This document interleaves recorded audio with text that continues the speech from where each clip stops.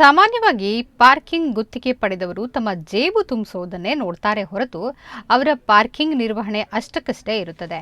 ಆದರೆ ಕೆರೆಯ ನೀರನ್ನ ಕೆರೆಗೆ ಚೆಲ್ಲಿ ಅನ್ನುವಂತೆ ಪಾರ್ಕಿಂಗ್ ಗುತ್ತಿಗೆದಾರರೊಬ್ಬರು ಕೈಯಿಂದಲೇ ಖರ್ಚು ಮಾಡಿ ಜನರಿಗೆ ಉತ್ತಮ ವ್ಯವಸ್ಥೆಯನ್ನ ಕಲ್ಪಿಸಿ ಎಲ್ಲರ ಮೆಚ್ಚುಗೆ ಪಡೆದುಕೊಂಡಿದ್ದಾರೆ. ಅಷ್ಟಕ್ಕೂ ಆ ವ್ಯಕ್ತಿ ಯಾರು ಹಾಗೂ ಯಾವುದು ಆ ಪಾರ್ಕಿಂಗ್ ಜಾಗ ಅನ್ನೋದನ್ನ ನೀವೇ ನೋಡಿ.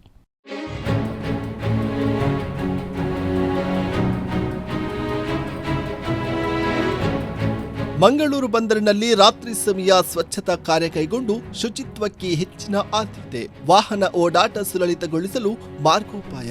ಜನರ ಸುರಕ್ಷತೆಗಾಗಿ ಸಿಸಿಟಿವಿ ದೀಪ ಅಳವಡಿಕೆ. ಹದಗೆಟ್ಟ ರಸ್ತೆಯ ದುರಸ್ತಿ ಕಾರ್ಯವನ್ನ ನಡೆಸ್ತಾ ಇರುವ ಗುತ್ತಿಗೆದಾರ. ಒಂದು ಕಾಲದಲ್ಲಿ ಮಂಗಳೂರು ಮೀನುಗಾರಿಕಾ ಬಂದರು ಅಂದ್ರೆ ಜನರು ಸ್ಟೇಟ್ ಬ್ಯಾಂಕ್ ಬಳಿಯಿಂದಲೇ ಮೂಗು ಮುಚ್ಚಿ ಓಡಾಡುವ ಪರಿಸ್ಥಿತಿ ಇತ್ತು.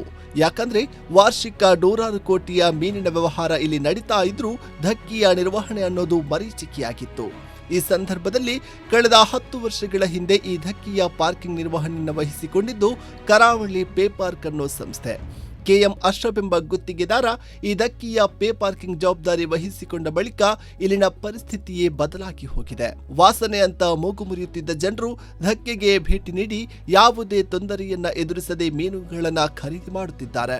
ಇನ್ನು ವಾಹನದಲ್ಲಿ ಹೋಗಲು ಹಿಂಜರಿಯುತ್ತಿದ್ದವರು ತಮ್ಮ ವಾಹನಗಳನ್ನ ತೆಗೆದುಕೊಂಡು ಹೋಗಲು ಆರಂಭಿಸಿದ್ದಾರೆ. ಇದೆಲ್ಲದಕ್ಕೂ ಕಾರಣವಾಗಿತ್ತು ಕರಾವಳಿ ಪೇ ಪಾರ್ಕಿಂಗ್ ಸಂಸ್ಥೆಯ ಜನಪರ ಕಾಳಜಿ. ಕೇವಲ ಪಾರ್ಕಿಂಗ್ ಶುಲ್ಕವನ್ನು ಸಂಗ್ರಹಿಸುವುದಷ್ಟೇ ಅಲ್ಲದೆ ಇಲ್ಲಿಗೆ ಬೇಕಾದ ಮೂಲಭೂತ ವ್ಯವಸ್ಥೆಗೂ ಈ ಸಂಸ್ಥೆ ಆದ್ಯತೆ ನೀಡಿರುವುದೇ ಇದಕ್ಕೆ ಪ್ರಮುಖ ಕಾರಣವಾಗಿದೆ. ಮಂಗಳೂರು ಧಕ್ಕೆಗೆ ನಿತ್ಯವೂ ಸಾವಿರಾರು ಜನರು ಬಂದು ಹೋಗ್ತಾ ಇದ್ದು ನೂರಾರು ವಾಹನಗಳು ಬರುತ್ತವೆ. ಮುಂಜಾನೆಯ ಸಂದರ್ಭ ಇಲ್ಲಿನ ಪಾರ್ಕಿಂಗ್ ಹಾಗೂ ವಾಹನ ಸಂಚಾರಕ್ಕೆ ತೀರಾ ಕಷ್ಟಕರವಾಗಿದ್ದು ಗುತ್ತಿಗೆದಾರ ಅಶ್ರಫ್ ಅವರು ಇದೀಗ ಈ ಸಮಸ್ಯೆಗೆ ಪರಿಹಾರವನ್ನ ಕಲ್ಪಿಸುತ್ತಿದ್ದಾರೆ. ತಮ್ಮ ಸ್ವಂತ ಖರ್ಚಿನಿಂದಲೇ 30 ಲಕ್ಷ ರೂಪಾಯಿ ವೆಚ್ಚದಲ್ಲಿ ಬ್ಯಾರಿಕೇಡ್ ಹಾಗೂ ಜನರ ಸುರಕ್ಷತಾ ದೃಷ್ಟಿಯಿಂದ ಸಿಸಿಟಿವಿ ಅಳವಡಿಸಲು ಮುಂದಾಗಿದ್ದಾರೆ. ಇನ್ನು ಧಕ್ಕಿಯನ್ನ ಪ್ರವೇಶಿಸುವ ಜಾಗದಲ್ಲಿ ಹದಗೆಟ್ಟ ರಸ್ತೆಗೆ ಕಾಂಕ್ರೀಟ್ ಹಾಕಿ ರಸ್ತೆ ದುರಸ್ತಿ ಕ್ರಮವನ್ನ ಕೈಗೊಂಡಿದ್ದಾರೆ. ಕಳೆದ 10 ವರ್ಷಗಳಿಂದ ಹಂತ ಹಂತವಾಗಿ ಮಂಗಳೂರು ಧಕ್ಕಿಯನ್ನ ಜನಸ್ನೇಹಿಯನ್ನಾಗಿಸುವ ನಿಟ್ಟಿನಲ್ಲಿ ಇವರು ತಮ್ಮ ಜೇಬಿನಿಂದಲೇ ಹಣ ಖರ್ಚು ಮಾಡುತ್ತಿದ್ದಾರೆ. ಇದಕ್ಕಾಗಿ ಮಂಗಳೂರಿನ ಮೀನುಗಾರರು ಹಾಗೂ ಬೋಟ್ ಮಾಲೀಕರು ಇವರೊಂದಿಗೆ ಸಹಕಾರವನ್ನ ನೀಡುತ್ತಿದ್ದಾರೆ. ನಾವು ಇಲ್ಲೇ ಕೂಲಿ ಕೆಲಸ ಮಾಡುವವರು, ಮೀನು ಮಾರುವವರು, ಮತ್ತು ಅಶ್ರಫ್ನವರು, ಗೇಟ್ನವರು ಈಗ ಒಳ್ಳೆ ಫೆಸಿಲಿಟಿ ಮಾಡಿ ಇಲ್ಲೆಲ್ಲ ಕೊಡ್ತಾ ಇದ್ದಾರೆ. ಹೀಗೆ ಮುಂದುವರಿದರೆ ಇನ್ನೂ ಒಳ್ಳೆಯದು. ಮೊದಲು ರೋಡೆಲ್ಲ ತುಂಬ ಇಕ್ಕಟ್ಟಾಗಿತ್ತು. ಈಗ ಬಾಕ್ಸ್ ಎಲ್ಲ ಅದಕ್ಕೆ ತಕ್ಕ ವ್ಯವಸ್ಥೆ ಮಾಡಿ ರೋಡನ್ನೆಲ್ಲ ಅಗಲ ಮಾಡಿ ಈ ಗಾಡಿಯವರಿಗೆಲ್ಲ ಒಳ್ಳೆ ಫೆಸಿಲಿಟಿ ಮಾಡಿ ಕೊಡ್ತಾ ಇದ್ದಾರೆ. ಕ್ಲೀನಿಂಗ್ ನಾವೆಲ್ಲ ಹೊರಟು ಹೋದ್ಮೇಲೆ ಇಲ್ಲಿ ಇಡೀ ಧಕ್ಕೆ ಕ್ಲೀನಿಂಗ್ ಮಾಡ್ತಾ ಇದ್ದಾರೆ.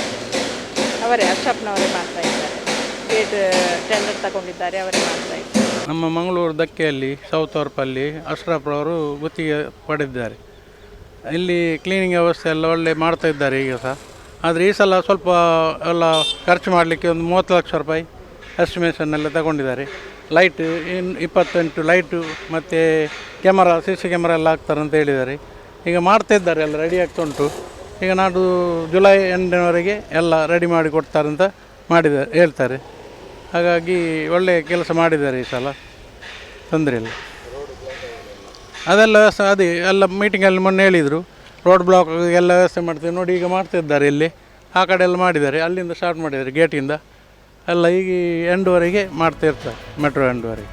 ಮಂಗಳೂರು ಮಲ್ಪೆ ಗಂಗೊಳ್ಳಿ ಮೀನುಗಾರಿಕಾ ಧಕ್ಕಿಯ ಪಾರ್ಕಿಂಗ್ ನಿರ್ವಹಣೆಯನ್ನ ಇವರೇ ಮಾಡ್ತಾ ಇದ್ದು ಮಲ್ಪೆ ಬಂದರಿನಲ್ಲಿ ಬೋಟ್ ಪಾರ್ಕಿಂಗ್ ಶುಲ್ಕ ನೀಡದೆ ಸತಾಯಿಸ್ತಾ ಇರುವ ಕಾರಣ ಕೋಟ್ಯಾಂತರ ರೂಪಾಯಿ ನಷ್ಟ ಆಗಿದೆಯಂತೆ. ಒಟ್ಟಿನಲ್ಲಿ ಗುತ್ತಿಗೆ ವಹಿಸಿಕೊಂಡವರು ತಮ್ಮ ಕಿಸೆಗೆಷ್ಟು ಬಂತು ಅಂತ ಲೆಕ್ಕ ಹಾಕುವ ಈ ಕಾಲದಲ್ಲಿ ತಮ್ಮ ಕಿಸೆಯಿಂದಲೇ ಹಣ ಹಾಕಿ ಅಭಿವೃದ್ಧಿ ಮಾಡ್ತಾ ಇರೋದು ಆಶ್ಚರ್ಯವೇ ಸರಿ. ಜೀವನ್ ಮಂಗಳೂರು, ದೈಜ್ 24/7.